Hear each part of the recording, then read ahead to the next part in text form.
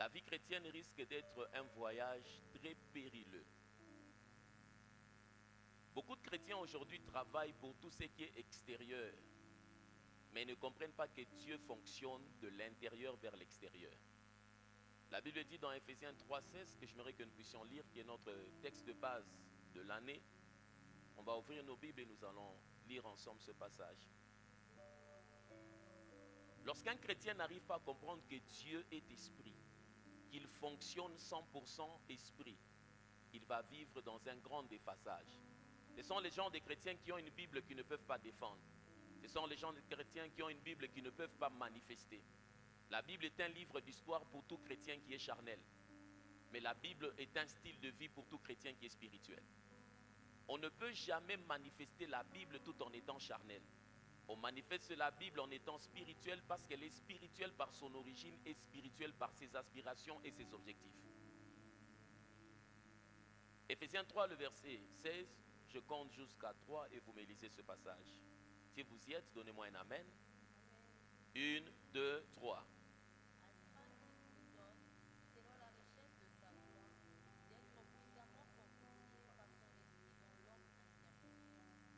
Être puissamment fortifié par son esprit dans l'homme intérieur. Quand on parle de fortifier, c'est-à-dire qu'il existe aussi affaiblir. Les esprits des chrétiens, il y en a qui sont forts, il y en a aussi qui sont faibles.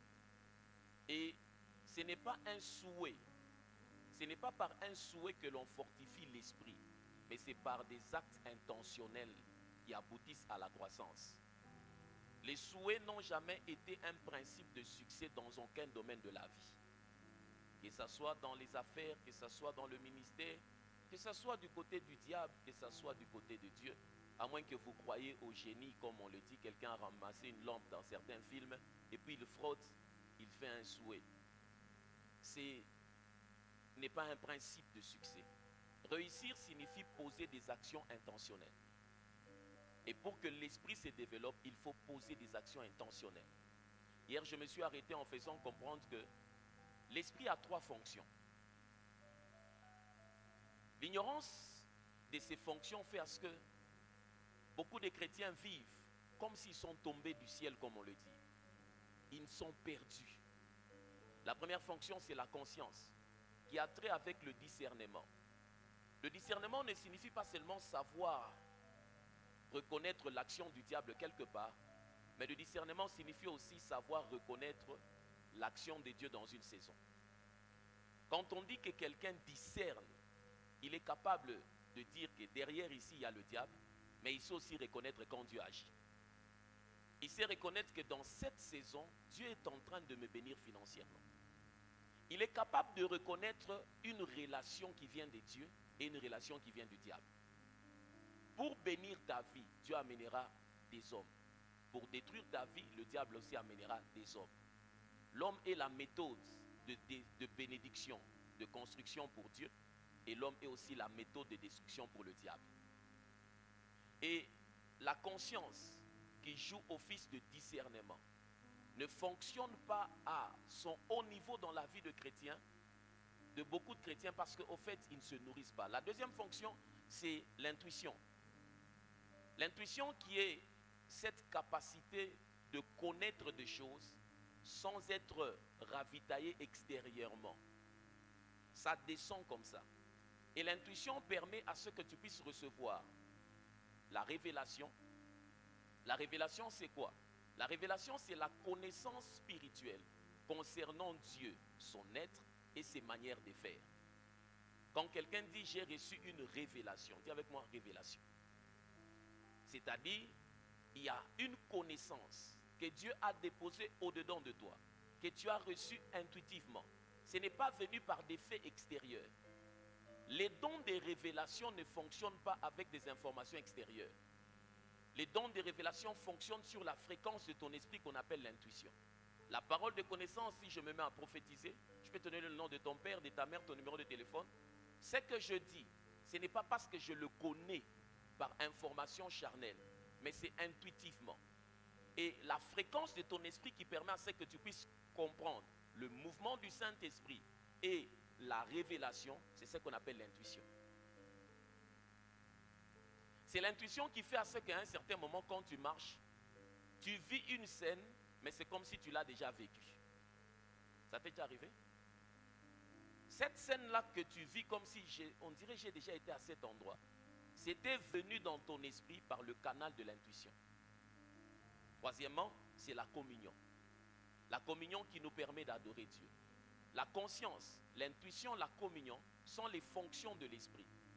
Un esprit faible ne peut pas fonctionner sérieusement dans le discernement.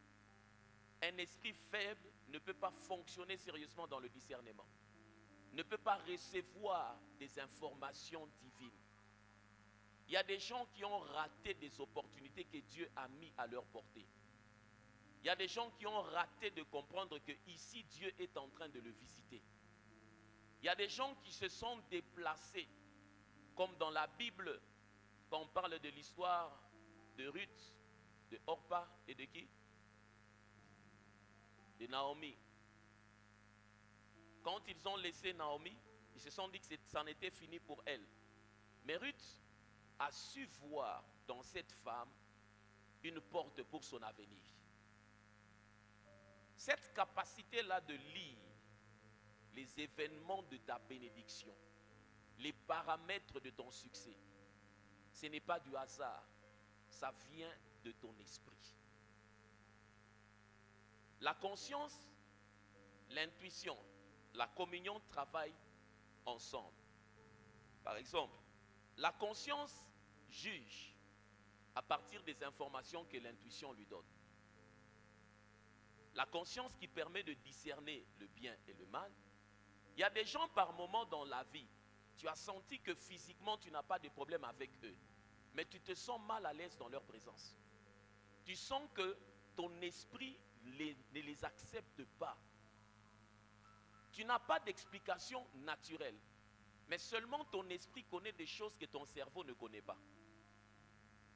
Et c'est à ce niveau où l'intuition, c'est là où se manifeste la sensibilité spirituelle.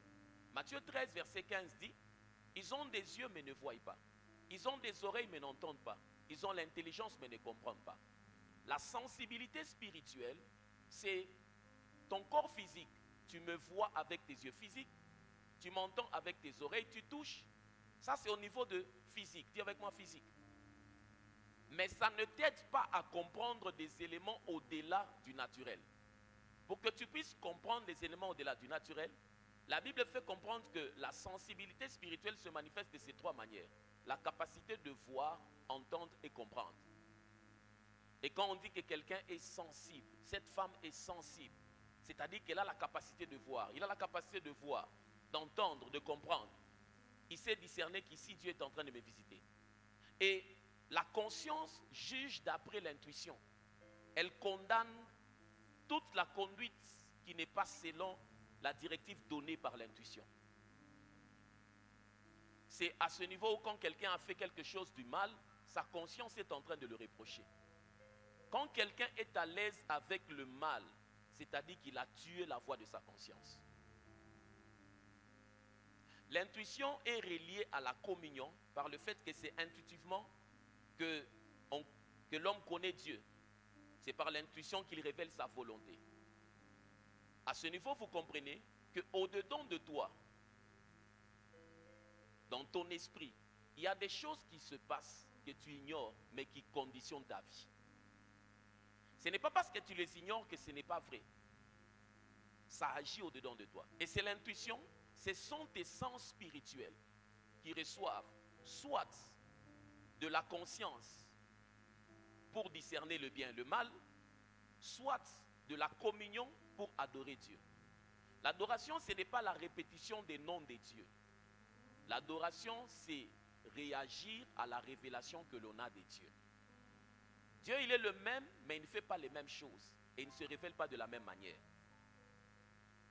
Et quand Dieu se révèle, on peut être dans cette salle, sous l'onction, Dieu se révèle à l'assemblée. Mais chacun peut avoir une portion dans cette révélation-là en fonction de ce que Dieu poursuit dans ta vie. Mais pour arriver à ce niveau, d'être bénéficiaire d'une particularité de Dieu dans le général, il faut être spirituel. Vous êtes avec moi? Prenons ces passages de la Bible qui nous permettent de comprendre ces choses. Qui nous permettent de comprendre la conscience de l'esprit, l'intuition de l'esprit et la communion de l'esprit. La vie chrétienne, bien-aimée dans le Seigneur, se joue sur un seul terrain, l'esprit. Tout ce que tu auras avec Dieu, par Dieu et en Dieu, commence par ton esprit. Quand Dieu te dit que tu seras riche, ce n'est pas d'abord l'argent, c'est d'abord une réalité qui doit entrer et s'asseoir dans ton esprit. Quand cette réalité entre et s'assied, ça permet à ce que le matériel maintenant soit engendré. Je suis dans Romains 8,16, la Bible parle de la conscience de l'esprit. Romains 8,16. L'Esprit lui-même rend témoignage à notre esprit que nous sommes enfants de Dieu. L'Esprit lui-même rend témoignage à notre esprit que nous sommes enfants de Dieu. Si tu poses à quelqu'un la question, tu es né de nouveau? Oui. Comment ça s'est passé? J'avais reçu Jésus-Christ dans ma vie comme Seigneur et Sauveur. Bon, comment tu sais que tu es sauvé? Bénin dit toujours, je sais que je suis sauvé. Comment tu sais que tu es sauvé? Tu peux expliquer selon que tu le fais. Mais cette assurance-là ne vient pas des mots que tu utilises. Cette assurance-là vient du message intérieur que le Saint-Esprit donne à ton esprit. Et c'est la conscience qui fait à ce que tu saches que je suis sauvé. Quand tu le dis, ce n'est pas comme si tu doutes. Avant, quand tu étais païen, quand tu disais je suis sauvé, ça ne sortait pas avec la même assurance. Mais aujourd'hui, quand tu dis je suis sauvé, tu le dis de tout cœur. Qu'est-ce qui te donne ce poids? C'est l'action de l'esprit au-dedans de toi. La fonction de l'intuition, cette capacité de connaître, nous trouvons ça dans 1 Corinthiens 2, le verset 11. Quand tu veux que la Bible devienne réelle, quand tu veux marcher dans la joie de la vie chrétienne, sois spirituel parce que Dieu est esprit. Lequel des hommes, en effet, connaît les choses de l'homme si ce n'est l'esprit de l'homme qui est en lui? De même, personne ne connaît les choses de Dieu si ce n'est l'esprit de Dieu. Yes. J'aime ce passage quand il dit lequel des hommes connaît les choses de l'homme si ce n'est l'esprit de l'homme, et qui est celui qui connaît les choses de Dieu si ce n'est l'esprit de Dieu. La Bible parle de combien de connaissances là-bas? 2. Il y a une connaissance qui est liée aux choses de l'homme et il y a une connaissance qui est liée aux choses de Dieu. Mais le bienfait que Dieu nous a donné, c'est lequel? Par la présence du Saint-Esprit au-dedans de nous, nous pouvons connaître les choses de Dieu. Et dans les choses de Dieu, quelle est la chose que l'homme peut désirer vraiment de connaître si ce n'est d'abord que Dieu est le programme de Dieu pour ta vie? Donc dans la connaissance des choses de Dieu là, il y a la connaissance de Dieu et le programme de Dieu pour ta vie. Arrête de tourner en rond. Arrête de courir après les hommes. Regarde au-dedans de toi. C'est là où se trouve la solution. Quand tu es né de nouveau, regarde au-dedans de toi. C'est là que se trouve la solution. Quand tu es né de nouveau, c'est là que se trouve la solution. Et la fonction de la communion, nous la trouvons dans Jean chapitre 4, le verset 23.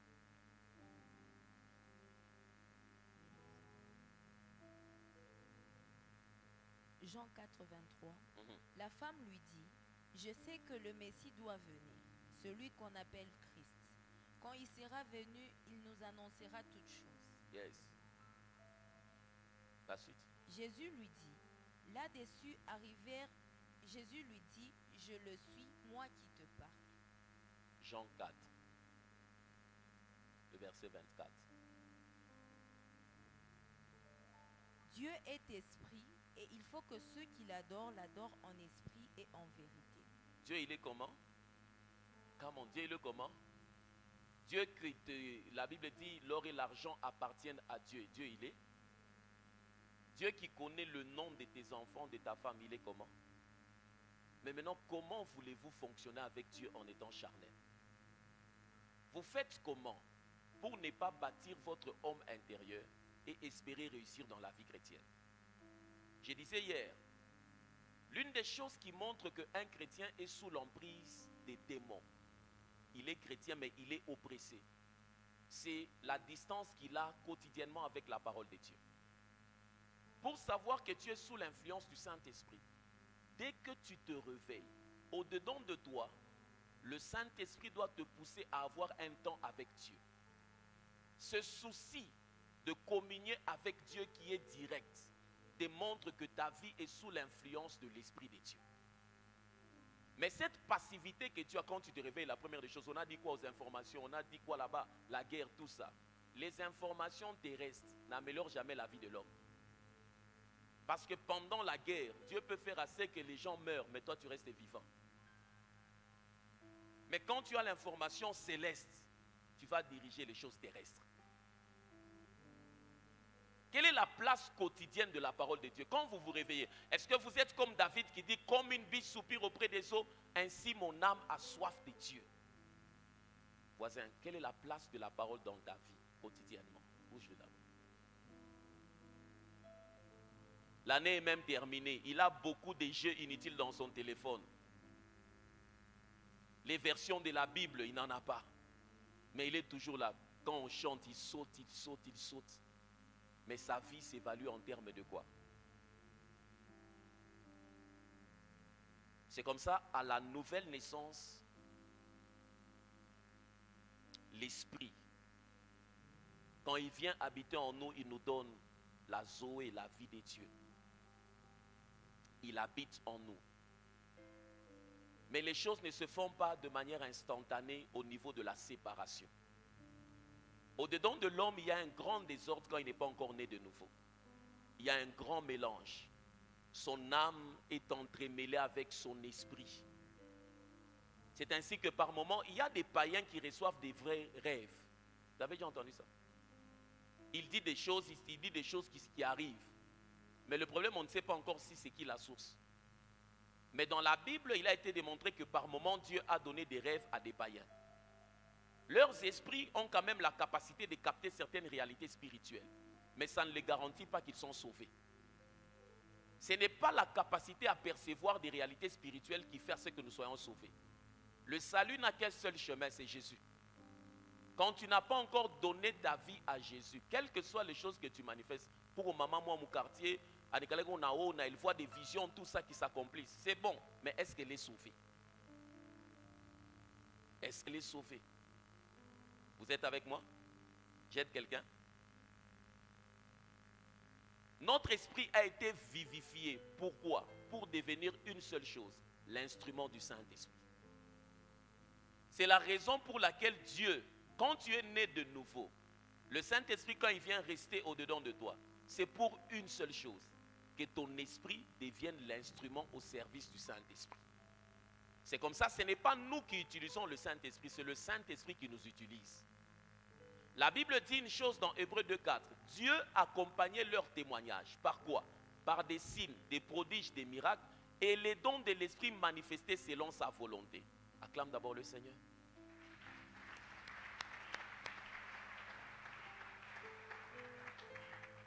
Ce n'est pas toi qui décides ce que tu vas manifester. C'est Dieu sur base de ce qu'il poursuit avec toi qui décide ce que tu vas manifester. Mais ton esprit est un instrument au service du Saint-Esprit. C'est dans l'esprit que Dieu nous enseigne. C'est dans l'esprit que Dieu nous conduit. Comment as-tu traversé cette année? Il y a des gens qui sont toujours en train de courir, en train de stresser. Ils sont toujours comme s'ils sont sortis d'un film d'horreur. Très stressés. L'un des indices d'un homme qui est sous l'influence de l'esprit, c'est la paix. Il peut manquer l'argent, mais au-dedans de lui, il a la paix. Le bonheur est charnel. La joie, elle est spirituelle. La Bible n'a pas dit celui qui trouve une femme a la joie. La Bible dit celui qui trouve une femme a quoi? Mais la joie vient du Saint-Esprit. Et la Bible dit dans Philippiens 4:6-7, ne vous inquiétez de rien, mais en toute chose, faites part de tous vos soucis à Dieu, par des prières de supplication et des actions de grâce. Et la paix qui surpasse toute chose gardera votre cœur. Quand tu es sous l'influence du Saint-Esprit, quand un chrétien est sous l'influence du Saint-Esprit, Il y a des chrétiens qui sont oppressés. Ils ne dorment pas. Quand il tient la Bible, il dort. Lui-même te dit, je n'arrive pas à comprendre, je n'arrive pas à lire la Bible. Bekonakuloka en direct. Tu es ensorcelé indirectement. Ça ne passe même pas par intermédiaire.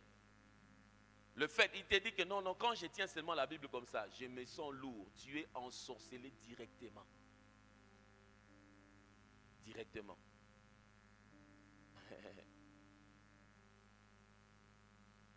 Et c'est comme ça, quand le païen n'a pas donné sa vie à Jésus, l'esprit ne joue pas son rôle premier. Connaissez-vous le rôle premier de l'esprit? Le rôle premier de l'esprit, c'est d'assurer notre relation avec Dieu. C'est son rôle. Il assure notre relation avec Dieu. Or, quand on parle de relation, il est le chargé de communication avec Dieu. C'est dans ces communications-là que par moments tu fais des visions. Tu rêves des choses. Tu rêves des choses. Avez-vous retenu la différence entre les songes et les visions? C'est laquelle?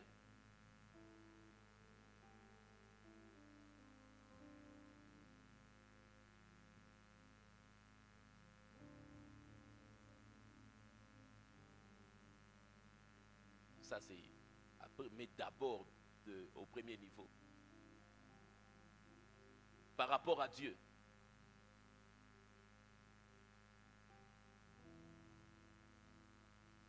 Par rapport à Dieu.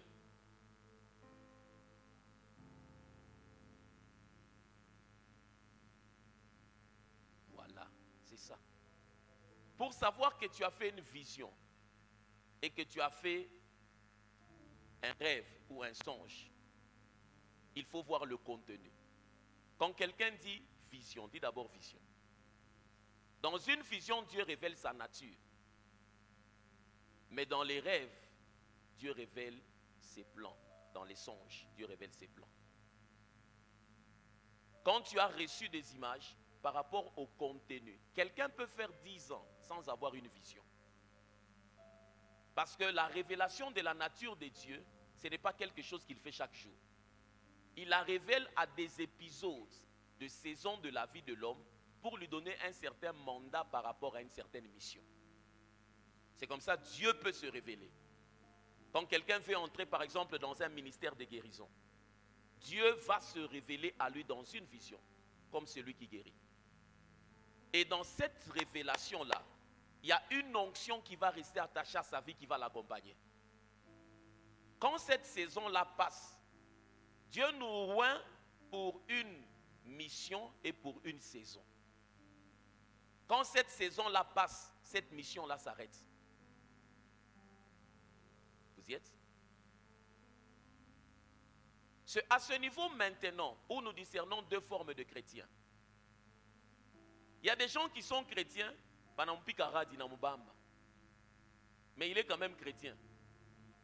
Il perd l'argent, il est chrétien. Il n'arrive pas à comprendre comment les choses se passent. Dans quelle catégorie es-tu selon 1 Corinthiens, le verset 3, le verset 1? J'aime quand j'enseigne.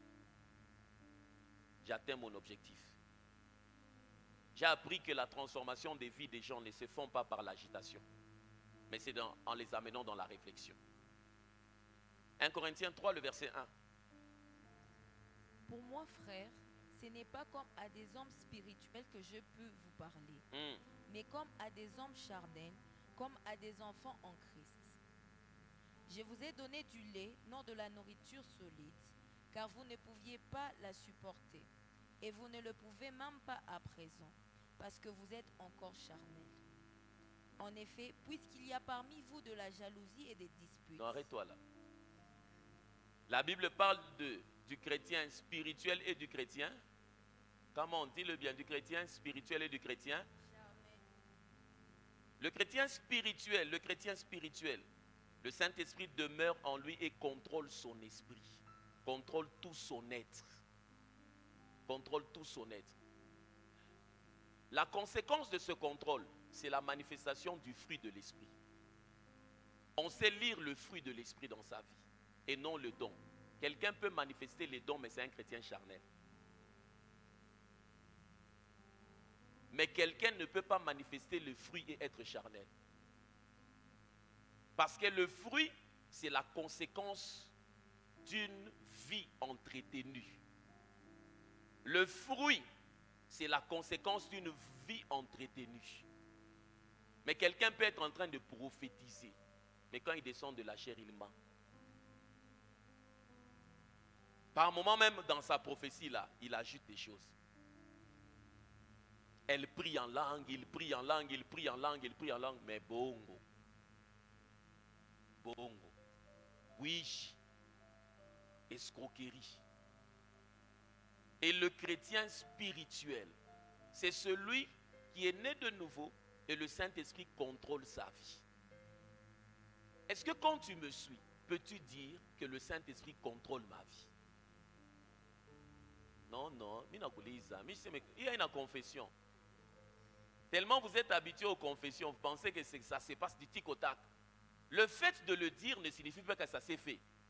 Le contrôle de la vie par le Saint-Esprit passe par l'abandon volontaire de notre volonté au Saint-Esprit. Je reprends. Le contrôle de la vie par le Saint-Esprit passe par l'abandon volontaire de notre volonté au Saint-Esprit. Volontairement, tu te dis, je m'abandonne à toi. C'est comme ça, les chants qui expriment l'abandon ne sont pas des chants chantés par tous les musiciens. Parce que peu n'arrivent pas dans la sphère d'abandon. Ils sont encore dans la sphère d'agitation et d'apparition. L'abandon signifie disparaître pour que tu deviennes un canal par lequel les gens peuvent rencontrer Jésus. C'est renoncer à ta volonté. Lorsque tu me suis, quelles sont les choses qui prouvent que tu as une vie abandonnée à l'esprit? Ta bouche, elle raconte tout, partout et n'importe quoi. Un homme qui est abandonné, on sait le lire dans son caractère, dans son langage. Il y a des mots qui ne sortent pas de sa bouche parce que sa bouche est abandonnée à Dieu. Ça pèse quand ça doit sortir. Un chrétien qui manque de pudeur, j'aimerais vous dire, ce n'est pas quelqu'un qui a abandonné sa vie à Jésus. C'est un chrétien charnel. Un homme qui colporte facilement, qui paye des transports pour aller raconter des choses pour lesquelles on ne va pas le payer. Une femme qui ne maîtrise pas sa bouche, un homme qui ne maîtrise pas sa bouche, c'est encore un chrétien charnel. Le danger avec la structure charnelle, c'est qu'elle est facilement manipulable et saisissable par le diable et les démons. C'est comme ça, on ne sait pas souvent détecter le niveau d'infiltration.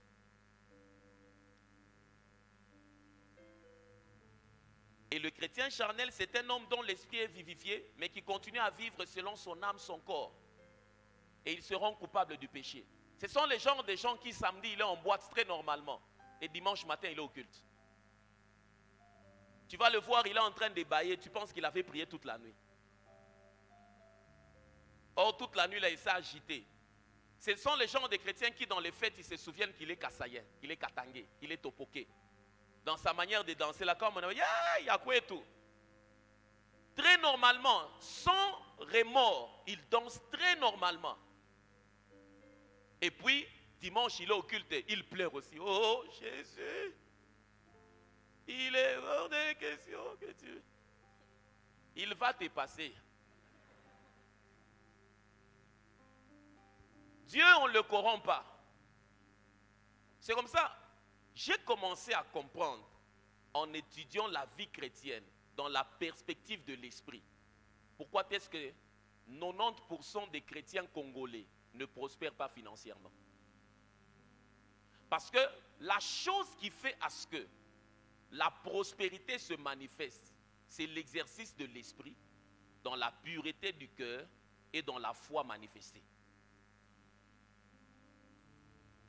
Il se fait que beaucoup, quand ils pensent en termes d'argent, ils ont déjà leur schéma. Ils ne croient pas au soutien de Dieu. C'est ainsi que tu pries en langue, mais tu mens pour le minerval. Tu as déjà 3 personnes à qui tu as demandé la même chose. Mais tu prétends que tu as la foi. Non. 90% des chrétiens congolais ont un problème avec la foi. Ils n'ont pas la foi. Ils ont déjà leur schéma ils se battent. Même toi, quand tu me suis là, tu as beaucoup de schémas. C'est pour cela quand tu dis que non, depuis que j'ai prié, la prière dont Jésus parle quand vous priez, dites notre Père, toi aussi tu as fait ça. Comment vous pouvez pointer du doigt un principe que le Tout-Puissant a présenté comme marchand, mais tu pointes du doigt pour dire que ça n'a pas marché dans ta vie? Donc vous voulez dire que Dieu est menteur? Dieu dit, quand vous priez, dites notre Père qui est aux cieux. Dans toutes les religions, dans tous les mouvements spirituels, on prie, mais il n'y a que le christianisme qui garantit l'exaucement. Il n'y a aucun livre spirituel que tu liras où on te dira on va exaucer. Non, l'assurance de l'exaucement se trouve seulement dans la Bible. Mais comment peux-tu prétendre que tu as prié et que tu n'as pas vu Dieu agir? Ce n'était pas la prière, c'était autre chose. Voici cette déclaration. La conséquence maintenant du fait de ne pas grandir, du fait de ne pas fonctionner au niveau de l'esprit. Un chrétien qui demeure longtemps dans un état charnel, après avoir passé par la nouvelle naissance, empêche le salut de Dieu de réaliser toutes ses possibilités et ses manifestations. Il est sauvé, mais son état charnel va empêcher au salut de manifester toutes ses possibilités et ses manifestations. Je suis dans 1 Pierre chapitre 2, le verset 2. C'est là où Pierre fait cette déclaration. Ayant compris cela, lis-moi ce passage. Désirez comme des enfants nouveau-nés le lait spirituel et pur, afin que par lui vous croissiez au salut. Relis ça. Désirez comme des enfants nouveau-nés le lait spirituel et pur, afin que par lui vous croissiez pour le salut. Quand vous lisez le mot salut, qui signifie sozo, il ne signifie pas aller au ciel. Il ne signifie pas aller au ciel. Vous avez déjà fait l'étude dessus? Salut signifie délivrance. Salut signifie guérison. Salut signifie prospérité financière. Les facettes du salut là, ce sont les manifestations de ce que Dieu a prévu pour mener à bien ta vie sur la terre. Et maintenant, il y a des facettes du salut que tu ne peux pas expérimenter tout en étant charnel.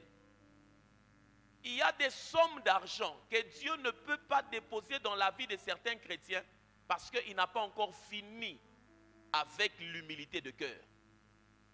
Quand Dieu dépose, tu te perds. Il y a certaines dimensions d'onction que certaines personnes ne vont jamais atteindre tant qu'il n'a pas fini avec le moi. Moi. Et quand tu es charnel, les possibilités du salut et les manifestations. Voilà pourquoi depuis que tu as donné ta vie à Jésus, tu n'as jamais inquiété un démon dans la vie de quelqu'un. La Bible dit c'est pourquoi il a été souverainement élevé. Il lui a été donné le nom qui est au-dessus de tous les noms. Au nom de Jésus, les démons partent. Dans ta Bible, c'est écrit, mais dans ta vie, ce n'est pas manifeste.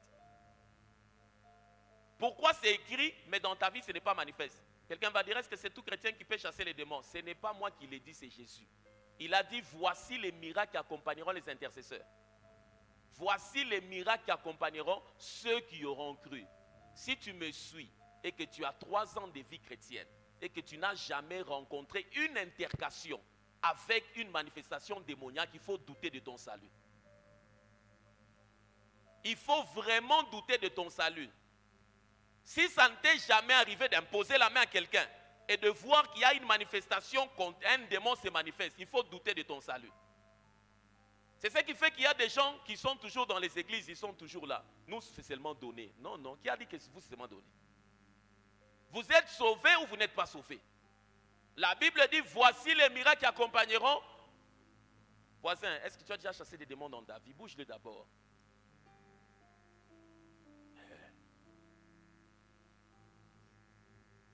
Comment sauras-tu que tu as l'autorité? Comment sauras-tu? Il n'y a que la spiritualité chrétienne qui est latente dans beaucoup de vies. Quelqu'un qui est parti chez les féticheurs, on lui a dit ça ici, tout ça. Il est fier, il essaye pour démontrer qu'il a la chose. Mais comment tu es chrétien, né de nouveau, la seule chose qui t'a qualifié, ce sont les problèmes que tu as créés. les problèmes que tu as créés, mais la manifestation de l'autorité. L'autorité. Aïe, aïe, aïe, aïe, aïe. C'est là où Paul, quand tu commences à étudier la Bible, je suis en train d'atterrir afin que nous puissions prier. Dans 1 Corinthiens 3,16, j'aime comment se dit dans Parole de vie. Vous êtes le temple de Dieu et l'Esprit de Dieu habite en vous. Vous ne savez donc pas cela? Il donne deux affirmations. Un, vous êtes le temple de Dieu. Omen virgule. Et l'Esprit de Dieu habite en vous. Et puis il pose la question. Donc, imam amuyuwe. Parce qu'il s'était rendu compte que façon mukunaishi na bilebi kondane ni biakwachan. En d'autres termes, il voulait dire, si vous saviez que vous étiez le temple et que le Saint-Esprit habite en vous, votre comportement n'allait pas être comme ça. Un chrétien qui prétend transporter le Tout-Puissant, l'Omniprésent, mais ne manifeste rien de surnaturel à autre chose, ce n'est pas Dieu. Si dans ta vie, tout ce qui t'arrive a une explication naturelle, tu n'es pas encore né de nouveau. Dans la vie du chrétien, il y a des choses qu'on regarde, on dit, ça ce sont ses études, ça ce sont ses relations, mais ça c'est le doigt de Dieu. Quand on ne sait pas retracer des faits surnaturels dans ta vie, la Bible est surnaturelle par son origine, surnaturelle par son explication, surnaturelle par son application, surnaturelle par sa manifestation. On ne peut pas parler de la Bible tout en omettant le mot miracle. Je le dis toujours quand je prêche et j'enseigne, la seule chose qui fait, c'est que nous prêchons, c'est un miracle. La Bible a sa raison d'être parce que non pas un homme était mort, beaucoup de gens meurent. La Bible a sa raison d'être parce qu'un homme était ressuscité. Et cette résurrection-là, c'était un fait surnaturel. Frère, il faut aller comprendre ça avec les yeux scientifiques. Un homme qu'on a mis en terre, dans une grotte, pendant 3 jours. 3 fois 24, ça fait combien? 72 heures. Et puis cette personne ressort. Elle continue une vie. C'est pour ça que vous êtes assis dans cette salle. C'est pour ça que vous levez les mains. C'est pour ça que vous parlez des langues compliquées. C'est ce qui qualifie la vie chrétienne, le surnaturel. Vous êtes avec moi? Et Paul dit, ne le savez-vous pas? Le Saint-Esprit est pour nous ce qu'on appelle la tour de contrôle. Quand vous êtes dans un avion, le pilote n'a pas toutes les informations. Vous êtes avec moi? Le pilote n'a pas toutes les informations. Parce qu'il ne sait pas voir, par moment, est-ce qu'il y a un avion qui vient là-bas, il ne sait pas voir. La tour de contrôle l'aide avec des informations qui ne sont pas à sa disposition. Dans le pilotage de ta vie, il y a des choses que tu ne vois pas. Là où tu es assis, là, il y a des complots qui se font en ton nom. Il y a des gens qui t'en veulent, mais il y a aussi des gens qui planifient de te bénir. Et les mauvais que tu ne connais pas, et les bons que tu ne connais pas, le Saint-Esprit les voit. Il est comme la tour de contrôle. C'est comme ça, par moment, nous dirigeons notre vie avec des indices que nous n'avons pas maîtrisés, mais qui sont venus par information de la tour de contrôle. Le mois de décembre, tu ne connais pas, mais Dieu peut te dire le 15 ne sort pas. Toi-même, tu ne sais pas ce qui va se passer, mais toi, tu as reçu seulement l'information. Et le 15 là, quand tu ne sors pas comme ça, j'ai déjà vu une fois, la femme de l'ancien président était venue dans notre quartier. Quand elle est venue, tous ceux qui étaient dans la parcelle, chacun avait eu un montant.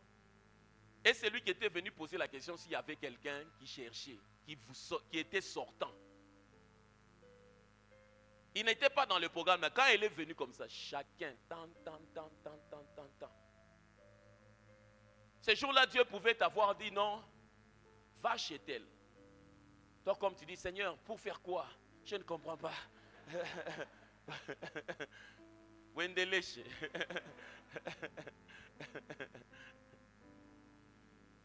Le plus grand défi des chrétiens, c'est l'incapacité à reconnaître la voix de Dieu.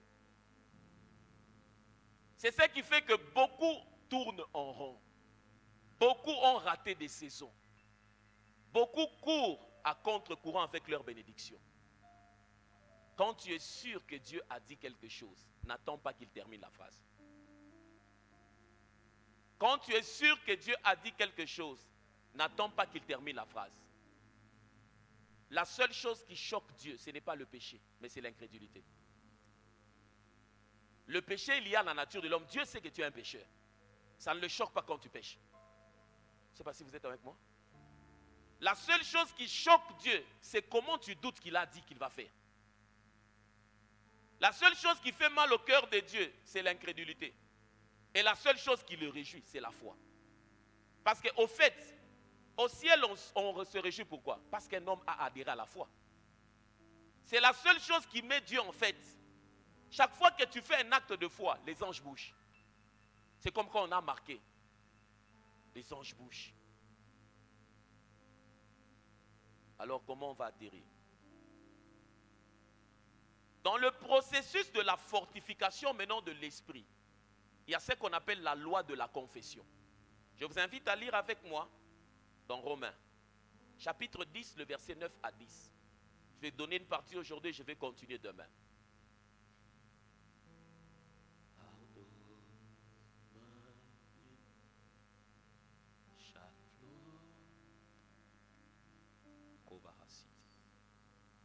Vous êtes dans Romains 10? Vous y êtes? Prenons à partir du verset 8, on va aller jusqu'au verset 10. Souligne-moi ce passage. Lis-le à haute voix. 1, 2, 3. Oh, je n'entends rien. 1, 2, 3. Que dit-elle donc? La parole est près de toi, dans ta bouche et dans ton cœur. Or, c'est la parole de la foi que nous prêchons. Si tu confesses de ta bouche le Seigneur Jésus, et si tu crois dans ton cœur que Dieu l'a ressuscité des morts, tu seras sauvé. Car c'est en croyant du cœur qu'on parvient à la justice, et c'est en confessant de la bouche qu'on parvient au salut, selon ce que dit l'Écriture. La Bible parle de la confession. Mais beaucoup de gens, quand ils parlent de la confession, ils voient le côté négatif. C'est de parler de leur péché. Mais ce n'est pas cette confession dont la Bible parle ici. Dans ce passage, la Bible parle de confesser Jésus. Confesser Jésus, c'est-à-dire reconnaître la position que l'on a en lui et l'exprimer par des actes. Et maintenant, chaque fois que tu le verbalises, la loi de la confession stipule que les confessions gouvernent notre vie. Ta vie est gouvernée par tes confessions. Ta vie est gouvernée par quoi? Ta vie est gouvernée par tes confessions. Proverbe 6, le verset 2, dit une chose capitale.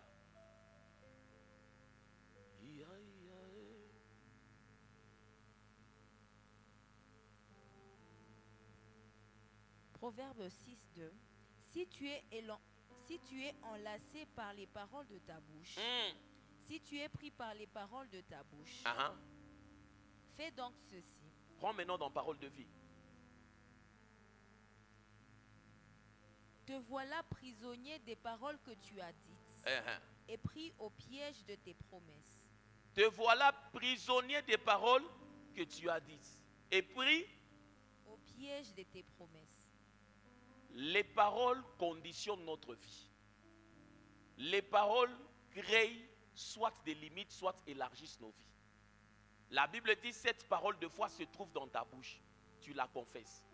La loi de la confession, ce n'est pas la repentance. La loi de la confession, c'est verbaliser ce que nous croyons comme acquis en Jésus. Quand je crois en la guérison, je ne le dis pas de l'intérieur, je le confesse.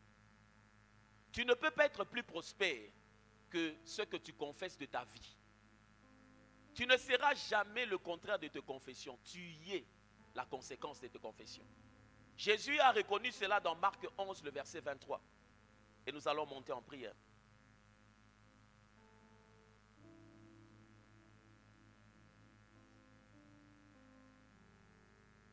Marc 11, 23. 11, 23. Je vous le dis en vérité, si quelqu'un dit à cette montagne... Si quelqu'un fait quoi? Si quelqu'un regarde, touche, souhaite. Si quelqu'un... ôte-toi de là et jette-toi dans la mer. Et s'il ne doute point en son cœur, mais croit que ce qu'il dit arrive, il le verra s'accomplir. Ce principe de confession s'applique même pour les choses négatives. Les choses négatives que tu crois qu'elles vont t'arriver, elles vont t'arriver. La manière dont tu en parles, tu les crées. Parce que nos confessions dirigent nos vies. Nos confessions créent les réalités de notre destinée. Quand tu crois que vous serez petit, vous serez toujours. Quand tu crois que vous serez grand, vous serez. Ce n'est pas un souhait. C'est un mode de vie qu'il faut adopter. Un style de vie, la loi de la confession. Dans la Bible, il est écrit au moins 140 fois des passages qui concernent notre nouvelle position en Jésus. Ça va avec la tournure de lui en qui? En lui. En lui. Et je vous invite dans Colossiens 1, 13 à 14, c'est sur base de ça que nous allons prier. Change tes confessions et tu changeras tes possessions. Ce n'est pas le lundi, tu t'enfermes et là tu confesses, et puis le mardi tu dis autre chose. Non, ça doit diriger ta vie. Comme ça, quand les gens me posent la question, comment tu vas? J'ai dit, moi c'est plus une question, moi je vais toujours bien. Tu ne vas jamais arriver de jour là, je me réveille comme ça, je n'ai pas faim, je n'ai pas envie de manger, tout ça. Moi je vais bien. Il suffit que j'ai un malaise, que je dorme, mais quand je vais me réveiller, je vais manger. Je n'ai pas de choses liées au fait que non, j'ai entendu qu'on a dit que j'ai touché au fétiche, on a dit que je suis devenu occultiste, et puis j'ai des soucis. Pourquoi on peut dire ça de moi? Jésus lui-même, on dit, moi, que l'on dise. Parce que moi-même, je suis le premier supporter de ma vie. Je sais qui je suis. I know who I am. Et quand je le confesse là, j'ai des passages de la Bible comme celui que je vous ai donné. Vous avez vu ça? On a senti le passage biblique. On a senti. C'est Colossiens 1. Colossiens 1. Lis-moi ça, on va lire ça 3 fois. 1, 2, 3. Non, c'est trop faible. 1, 2, 3, come on. Qui nous a délivrés de la puissance des ténèbres et nous a transportés dans le royaume du Fils de son amour, en qui nous avons la rédemption, la rémission des péchés. Hey. Le verset 14. Lis ça deuxième fois. 1, 2, 3. En qui nous avons la rédemption. Non, là on dit en qui là. Il faut même frapper la poitrine. 1, 2, 3, come on. En qui j'ai la rédemption, la rémission des péchés. Réoublie ça encore. 13, 14. 1, 2, 3. Qui nous a délivrés de la puissance des ténèbres et nous a transportés dans le royaume du Fils de son amour. En qui nous avons la rédemption, la rémission des péchés. Maintenant, il faut personnifier ça. Il m'a. 1, 2, 3. Il m'a délivré de la puissance des ténèbres et m'a transporté dans le royaume du Fils de son amour. En qui j'ai la rédemption, la rémission des péchés. Ça, c'est passage combien? Commence en personnifiant le verset 13 et le verset 14. Que ton cerveau enregistre cette nouvelle information. Que ça devienne une confession perpétuelle et permanente. 1, 2, 3. Je rends grâce. Et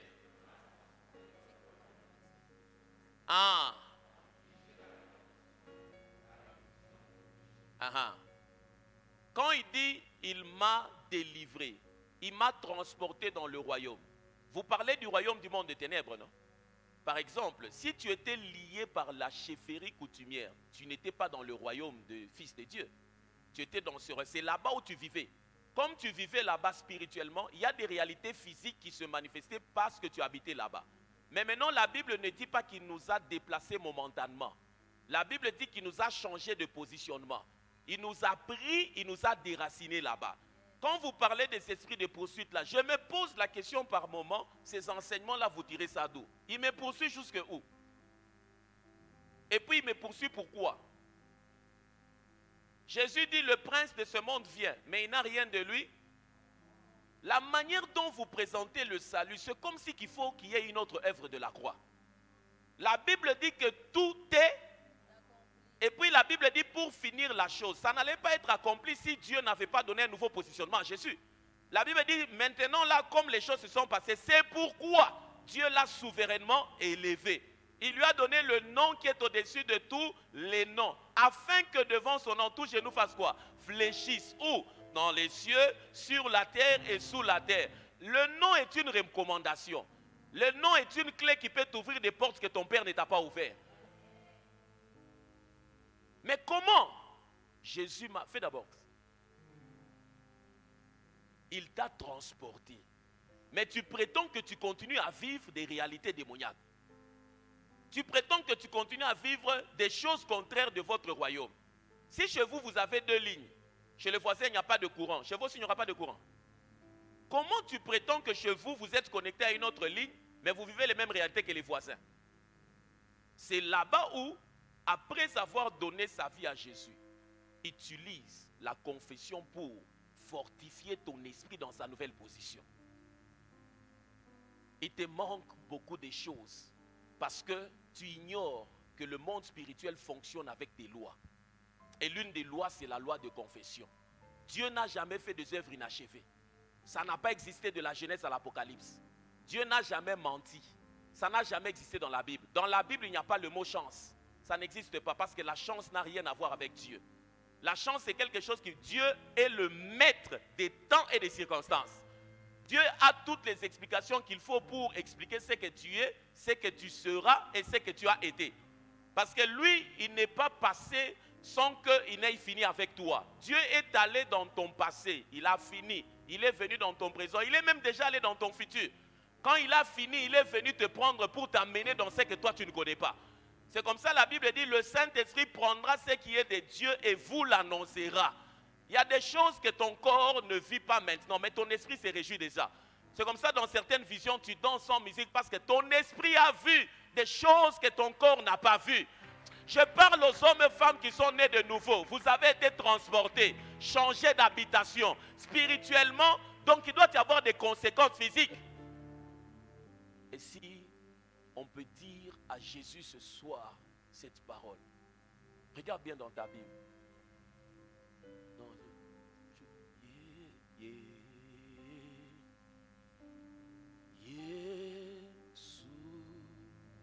ce nom ici, il est puissant. Pendant qu'on joue ça, prends ta Bible, lis-le. Je vais compter jusqu'à 3 et puis on va commencer la prière. Confesse, utilise des passages de ce passage-là pour dire que j'ai déjà déménagé. Pendant que tu m'entends, là où tu sens qu'il y a une réalité là qui te réclame, dis à cette réalité, jusqu'à 7 minutes, je ne savais pas que j'ai été déplacé. Cette réalité ne correspond pas avec ma nouvelle position. 1, 2, 3, come on, lis-moi ce passage. 1, 2, 3, come on. Oh, monte encore. 1. 2, encore une fois, come on. Il m'a... Monte encore. Oh, Vahasila. 1. Monte encore, come on. Il m'a... Yes.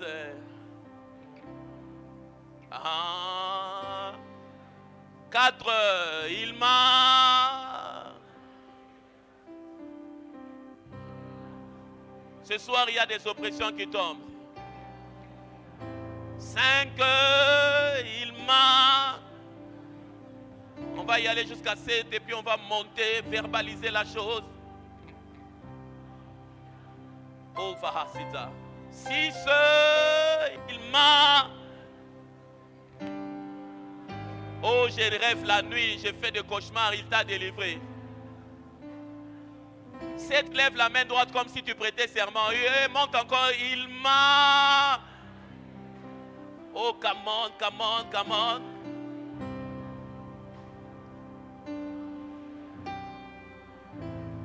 Oh, yes, yes, yes.